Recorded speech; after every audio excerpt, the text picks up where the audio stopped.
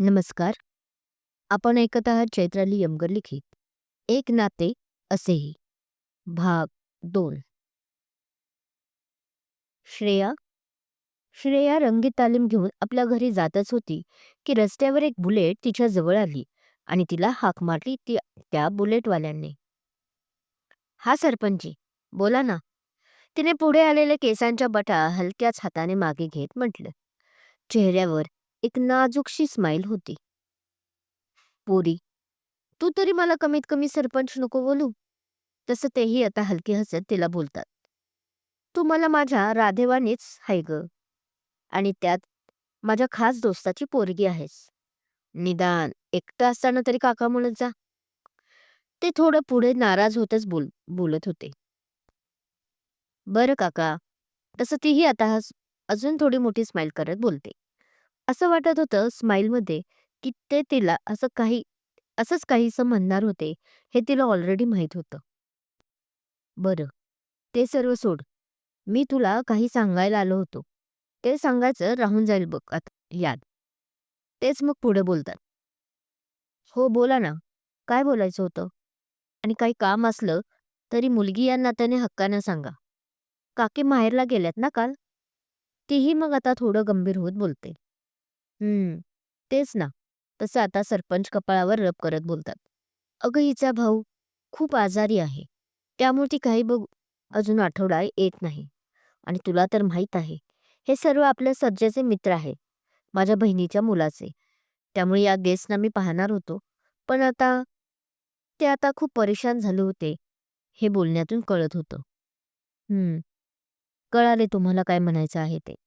तसं तीही आपली नजर खाली करत गांभीर्याने बोलते. तुमची हरकत नसेल काका, तर एक उपाय आहे यावर. वाटलंच होतं. तू मला या संकटातूनही बाहेर काढशील. ते आता हसत बोलले. बोल ना, काय करायचं? माझ्या बहिणीच्या इज्जतीचा सवाल आहे ग.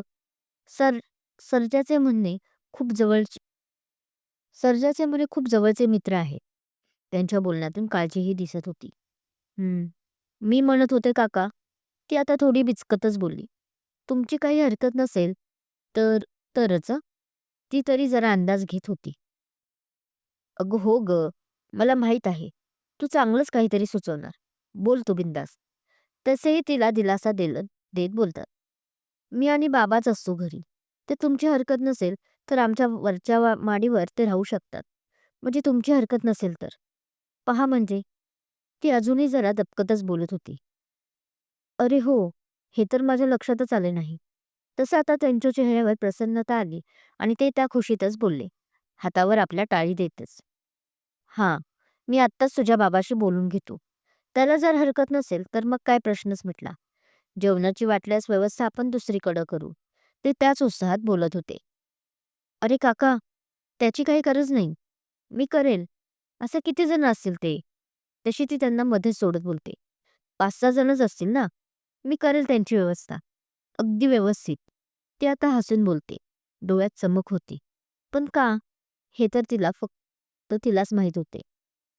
ठीक आहे मग, ठरलं तर. तेही उत्साहात बोलतात. जणू खूप मोठे टेन्शन तिने त्यांचे घालवले असावे. मी घेतो तुझ्या बाबांशी बोलून.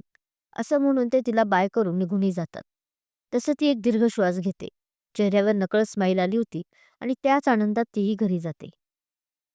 शाहू बेटा, संध्याकाळी तिचे बाबा हाकेची आरोळी तेच घरात शिरतात.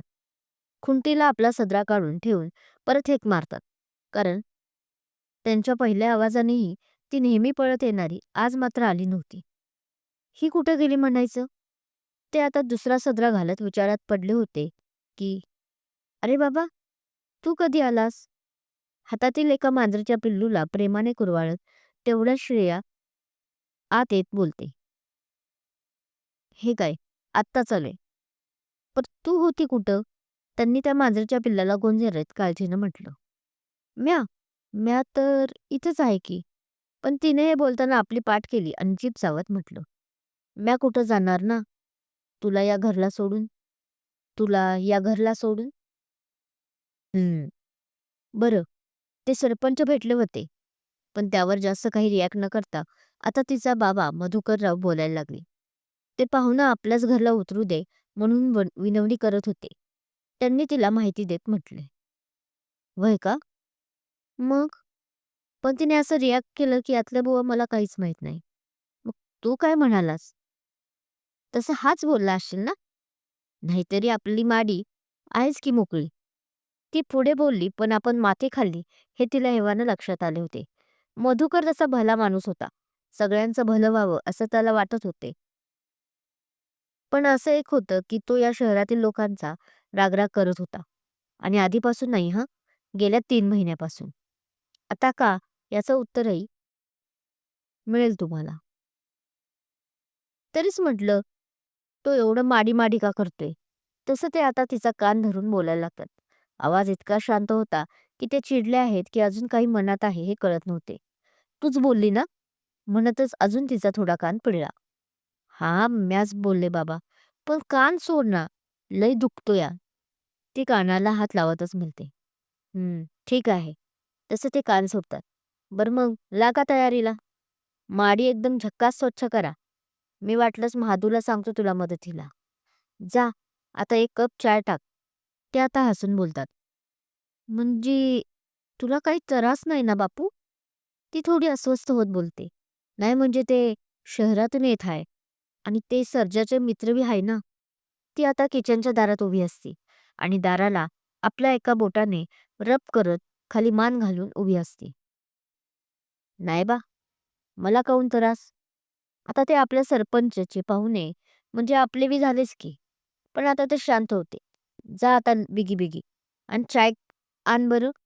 म्हणत ते तिला आत जायला सांगतात. तसं तीही मग थोडी खुश होऊन आत जाते चहा आणायला. "हं, हे घे बापू." म्हणत ती 5 मिनिटांनी चहाचा कप त्यांच्या हातात आणून देते. "आणि तू काय बी काळजी करू नको. मी करेन सर्व. माडी बी मी स्वच्छ करून घेईन महादू दादाकडून." ती पुढे खुशीत बोलते. हां, तेही मग बरं बोलत चहा घेतात. "बरं मग आमच्या जावई बापूंचा फोन बिन आला होता की नाही अजून?" चहा पिऊन चहाचा कप तिच्या हातावर ठेवत बोलतात. "आता फोनची काय गरज? आता तर ते स्वतःच येतील ना." ती स्वतःशीच ते ऐकून हसून मनात पुटपुटते. "अगं ये, काय विचारतोय म्या? आला होता का फोन?"